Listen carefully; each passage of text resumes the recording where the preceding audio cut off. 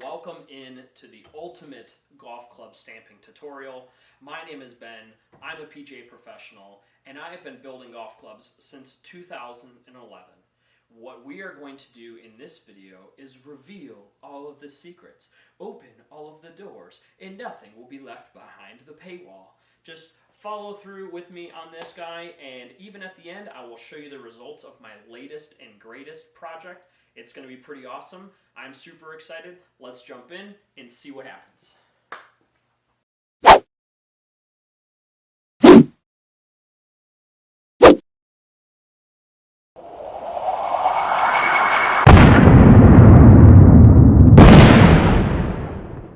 I'm sure you're wondering, can I do this from home? And the answer is 100% yes. I wouldn't be making a tutorial video unless you could. The only thing I'll say is that even though the tools are fairly basic and the procedure is fairly basic, getting really good at it takes a lot of practice, and unfortunately, you don't get to undo anything that you just did. So once you hit that thing, it's in there forever. So make sure that you go through and you find some stuff that you don't really care about marking up first. And with that also being said, that brings up the investment cost. So again, while the tools are fairly basic, you can get some basic stuff starting at about $150, but it can range all the way up to like $1,000 if you're going to get like an electromagnet and some fancy stuff like I plan on getting. But so anyway, if you don't want to deal with all of that hassle and you just want to send me what you want to do, I can make your vision a reality and you don't have to worry about all that, and it's probably going to cost you a heck of a lot less. So anyway, you can 100% do this stuff all on your own, and what we're going to do now is actually go over all the tools, and I've actually got recommendations for you and affiliate links basically posted in the description below with anything and everything that you would need. So let's just go over some of the tools now, and if you do choose to give this thing a shot at home and DIY it, then you'll know exactly what to get. Dude, let's do it. All right, people, first things first, what we're going to look at first is the stamps.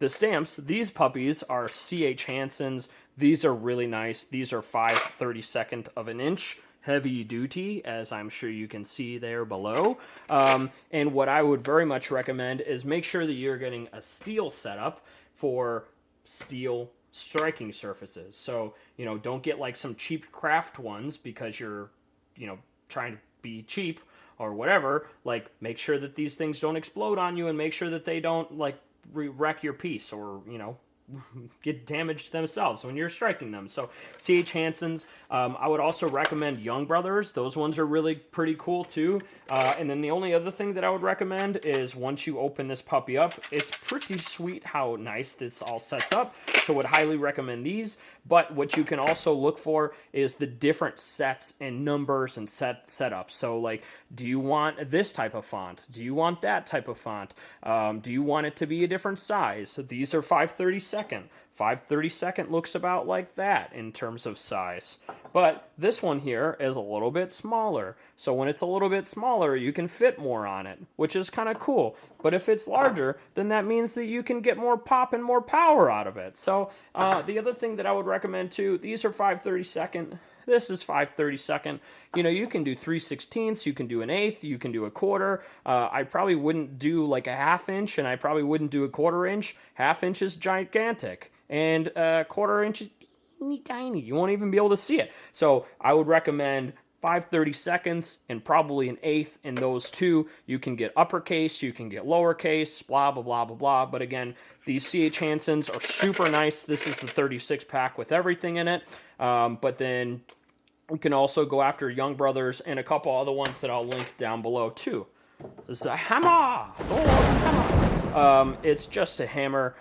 You don't really need anything crazy other than a mini sledge. Like, don't use a regular hammer, use this kind of hammer. Very, very helpful because the striking surface is much larger and it allows you to screw up a little bit. But this one is also really nice. 3 pounds, got a little heft and heaviness to it, so you don't have to like go up and down and like bring this thing down crashing to the earth in order to hit it hard enough. I've got that linked below. And then the last thing right here that I'll pull into the spotlight is Vice/Anvil type of combo. Again, this one right here is linked over in the description too. This one is a really nice one from Golfworks, but You can kind of find them anywhere, and they're all kind of a similar setup. The only other thing that I would talk about is the new magnetic setup that I'm going to get.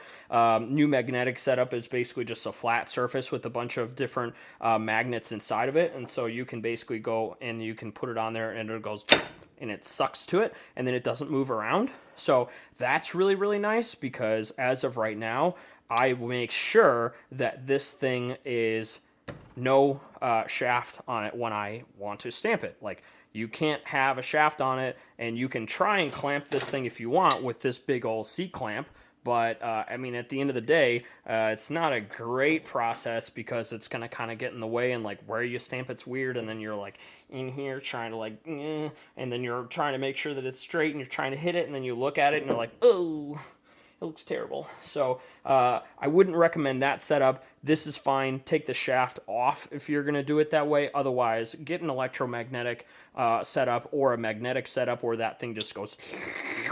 That's what I'm going to get. So it's going to be awesome, and I don't have to take the shaft on and off every single time I want to do something that I care about, which is always. So anyway, I've got those also linked down below so you can check them out. But as far as that goes, it's pretty simple. Hammer, some kind of striking surface, something to stick your club to, something to force it to stay in place, and then the stamps. So that's the tools. That's what we got. All right, it's time for the do's and the don'ts. Do not keep the shaft on if you don't have a magnetic hitting surface. For this reason. Don't, if you can help it, use these to secure your golf club. The other thing that I wouldn't recommend doing is that you're trying to stick this thing to your anvil and you don't have a magnetic hitting surface, that you attempt to try and secure the grip. That doesn't really work. Otherwise, you're going to have someone down here holding on to it and going, oh, please. Oh, yes, I'm still down here. Yes, I'm still holding. Yes, I will hold on. Oh, no, I did move it. You're right. It is now ruined. Whoops. This one isn't an all-timer, but it is really, really useful, and it is make sure that you do mask off your striking surface. As you can see, I've scribbled off some of the areas where I don't want to mark because there's either logos or things already there, like that, or like that. But what it does make really, really helpful and sense to do is, even if you don't need this and you're not trying to make dead straight lines or whatever, you can write on here in about the size of your stamp to make sure that everything fits. So if I got my stamp set right here and I'm trying to make sure, I can go on here and I can go, oh, that's interesting. Okay, font's about that size, and I can make sure that the whole thing fits. The last thing you ever want to do, again, a don't, is don't mark off any of this area. Don't do any prep work, and just start stamping and hitting. The last thing you ever want to have is put hip hippopotamus on here, and then you get to hip and then you run out of space right there. Okay, so don't do that. That's bad. As far as freehanding and some of that goes, you don't always have to do that. And I'm not going to do it on this one because I'm just going to freewheel it. And I'm just going to go, and I can see a little bit better where everything goes. So not always totally crucial, but if you do want to do something with a dead straight line on it, you can do a piece of masking tape like this. You can find yourself a ruler, you can grab a marker, and you can make a dead straight line on it, just like that, which is really, really helpful and really useful. So do that. Don't just randomly start stamping, and don't check your work before you do it. And, also make sure that you think through your process. Here's another don't. Don't stamp on a surface like this. That's bad. Also, don't stamp on a surface that looks like that. That's bad. Make sure that you stamp on something that is hard and firm and can take up with the beading, like this big piece of metal. The last thing has already been said, but make sure that you use high quality stamps like these, and don't use crappy, cheap craft ones that aren't made from metal. Use nice ones like this. All right, the moment you've all been waiting for, the actual stamping. Just a couple more things before we go through this though, and I actually show you some actual stamping.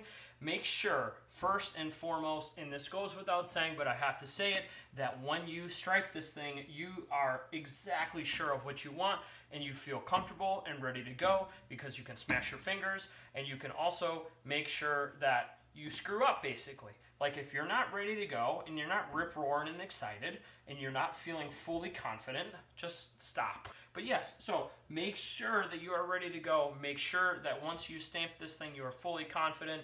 And the other thing that you do is make sure that you are very careful with what you stamp. So, for example, don't stamp on things like metal woods. Don't stamp on things like thin-faced irons. Don't stamp on back cavity areas or very thin spots on irons. You can stamp on something like this. If you can help it, try not to stamp on thin spots like this on wedges and use the thicker pads. As far as the rest of this goes, the hitting is really, really important. Make sure that when you got this thing, you hit it hard, but also like not too hard. Like this isn't like Thor's hammer coming down from on high here, where this comes down like that, because you can actually get it to poke through and look terrible on the other side of the face and like visible. So, you know, hit it hard. I would tell you, make sure that you start off and you feel like you hit it harder than is probably necessary, because actually poking through is a whole nother thing. The other thing that is going to happen to you, I'm sure once or twice, here's a couple of examples of me screwing up doing some of these things, is not hitting hard enough and then not finding the area and not putting it back exactly in the right spot, like on this example. Then there's also the hits where not everything is deep enough. You didn't hit it hard enough, but then also the stamp wasn't vertical enough. Or make sure that when you do hit it and you feel like it's in a good spot and it was vertical, that you go through the 4 corners drill. What the 4 corners drill is hitting it twice vertically, hard like you can, but then if you look at it and you see that it is not in the right spot, be very, very careful again about replacing it, but then we're going to go north, south, east, and west. And also make sure that when you do that, you can get the different parts of the stamp to be a little bit deeper and to fill in correctly, so they hold paint fill, but then make sure that when you do the 4 corners drill that it doesn't go like way over here and you're not hitting it like that. Like just a little bit is fine. Just going to put a little bit of extra pressure in whatever area needs it. So like 10 degrees or less is all that you need. Alright, so what my plan is here for this wedge is to do what I call sprinkles. So just think of like sprinkles on a donut a little bit, but what we're going to do is with this black background, we're going to put a bunch of uppercase letter I's on here, and what we're going to do is maneuver them all over the place and have one here, and one here, and one here, and one here, and one here, and just kind of move it and make it look nice and, you know, different and kind of free-flowing and whatever. And the free-flowing is why I'm sure you're like, well, but you didn't actually take your own advice and you didn't actually just make your own marking, just like you said. Well, that's because I'm doing it free-flowing, and I don't really want to have all that in the way, and I really want to be able to see what's already on here. So when I'm going to be doing my sprinkles, I want to see exactly what's going on, and when I do have that finished off, this is for next week's video, but I'm going to put in some cool pop color contrast with some blue or some yellow and some orange or something like that, any of these that are over here, and we'll make it look really, really cool. But so now to the actual hitting itself, what I'm going to do is get this thing lined up. Again, it doesn't matter, but make sure that this thing is like exactly where you want it, because it's important that you don't like put it upside down or something. But so I'm just going to kind of start it off here and go from there.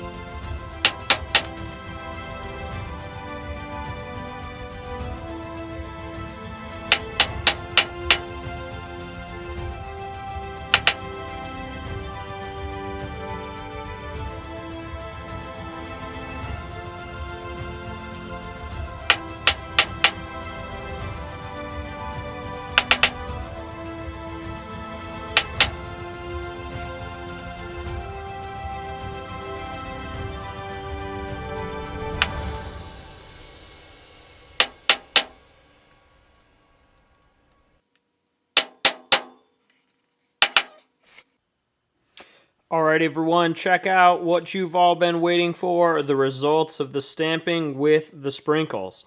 I mean, I think it looks pretty awesome. I can't wait to paint fill it in the next video, and I hope you stick around and hang out with me. Again, you can certainly do this yourself, but if you want it to look pro like that, and if you want to have it filled in with a bunch of cool colors like this, or you just don't want to have to worry about it, give me a shout, and I'm happy to knock it out for you. Get after it. Let's have fun.